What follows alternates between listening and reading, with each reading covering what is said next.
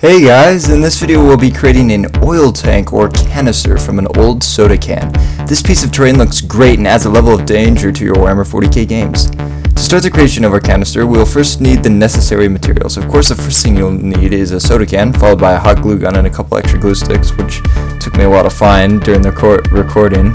A few brushes, something to smear your paint on. In my case, it was a piece of old cardboard that I had used in the previous video, and some gray and brown paint, along with one other color for finer detailing.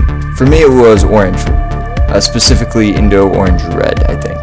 I began by priming the oil canister flat black, which at the time I thought would be a good idea and help the tank have a darker, more earthen color in the end. Soon I would find out how wrong I was, and guys, it's really horrible. So please don't do what I did. You have been warned. It's just, oh my god, it's so bad. And I'm really just trying to build the suspense up to it, but here it is. After the paint dried, I realized how poorly it bonded with the metal on the exterior of my can. Here you see me in shock as I rub away my hard work with ease. The conclusion I drew was by thinning the paint with water, the pigments were too thin and not thick enough, and would not bond with the can, which was created to shed liquids. So I still think that's the case, and that's why we see this horrible just flaking of our paint, but I'm not sure. The other thing is this makes a horrible mess, as you can see, so this is really just bad. It's really bad. So I then tried to paint gray by mixing titanium white and flat black, and I still don't have any gray, over the flaky black material as to not waste the can and create more of a mess, but it proved nearly impossible. So I started over with this new can you see here. I slapped on a layer of gray from the same mixture without thinning it, as I'm suspicious to this day that the water content makes this paint not bond well with metal. After coating up the can gray, I moved on to the next step.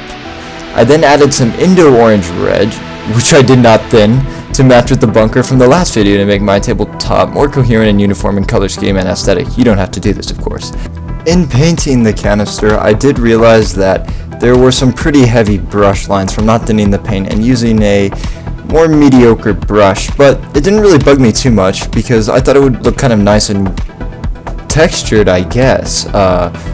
Since the tank itself sort of lacks texture, it was nice to just have any, even if it would ordinarily be kind of an irritating thing to the eye.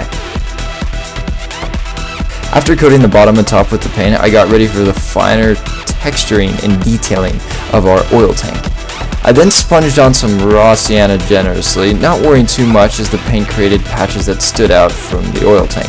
After loading our canister with that, I warmed up my hot glue gun and applied a layer of oil spilling out of the canister's head, and even added bits that dropped down the side.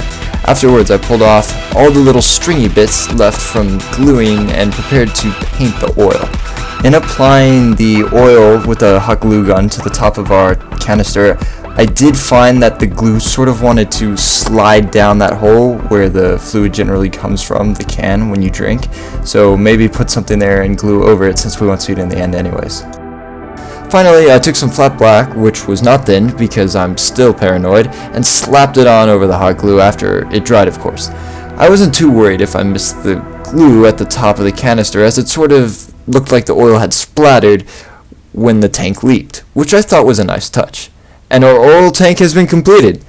Thanks for tuning in this week, and I hope this video inspired you to create your own custom terrain pieces. Due to COVID complications, this video was a little late, and we at the Wargaming Warlords want to apologize to you guys for that. To give you guys a better idea of our schedule, I will be posting a video soon. Maybe today in addition to this video, or tomorrow, sometime in there, that details what each week should look like in regards to video content. If you enjoy our videos and want us to create more, we would really appreciate it if you guys liked our videos, and if you're feeling really generous, subscribe. We'll catch you guys next time. Thanks for tuning in.